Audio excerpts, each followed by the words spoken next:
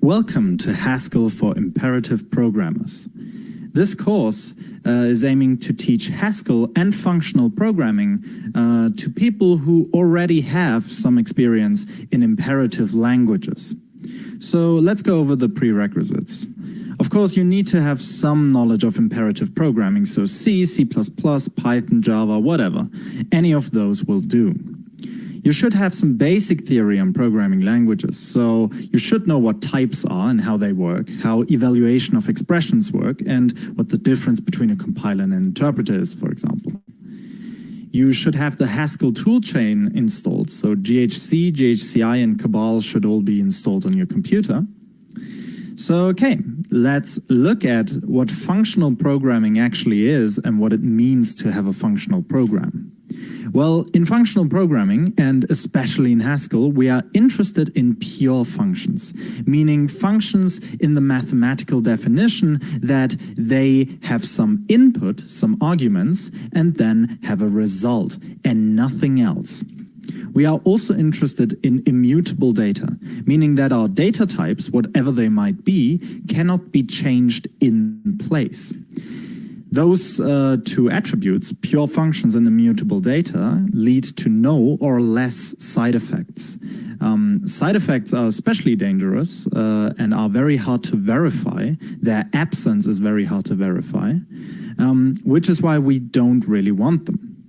Functional programming in general is more declarative, or is declarative, instead of imperative, and the difference we will highlight in just a second.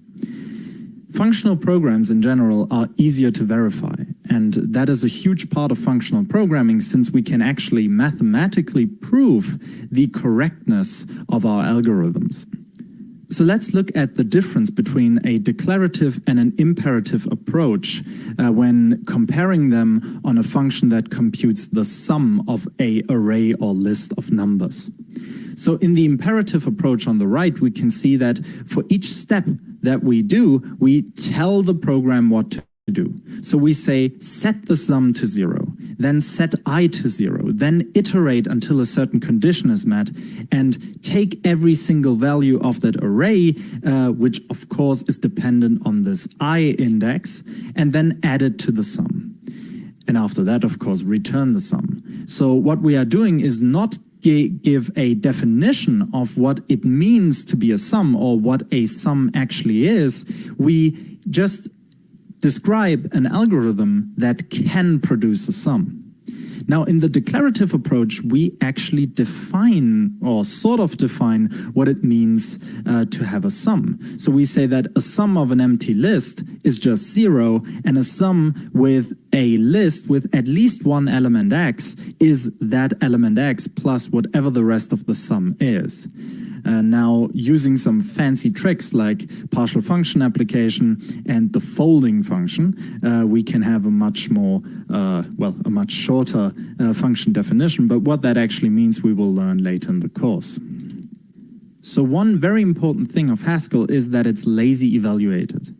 Lazy evaluation is something you need to get your head around when working in Haskell. So let's look at something that is strictly evaluated. Let's assume that the functions func1, func2, and func3 all take 1 year to finish. In a strictly evaluated language, like for example C or Java, the example on the right would take 3 years to finish. Because of course we first evaluate func1, that will take a year, then we evaluate func2 and then func3. After that we do this if then else, which probably won't take that long. So the whole function takes 3 years to finish. How does it work in Haskell? Well, if Haskell is lazy evaluated, which it is, then it works like this. We have the definitions x, y, and z on the left, and those are defined as the result of certain functions. Now, they are not evaluated right when they occur in the code, because they don't have to right now, because Haskell looks at, okay, what has to be evaluated in order to get the result, and it first observes that, yeah, well, we need z, because otherwise we can't do this if then else. So z is evaluated, which takes 1 year. And then we either evaluate x or y, which takes another year. But this algorithm will only take 2 years. So I mean, that is some performance improvement, I guess.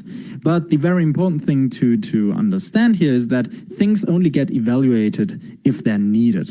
Of course, you could write the example on the right a bit differently. You could replace x and y with just the functions in the if then else, and it would also just take 2 years. But that's not the point here. It's important to understand what the difference between lazy evaluation and strict evaluation is. Okay, so those are the basics of Haskell. And following from here, we will learn function definitions, lists, and defining your own data types.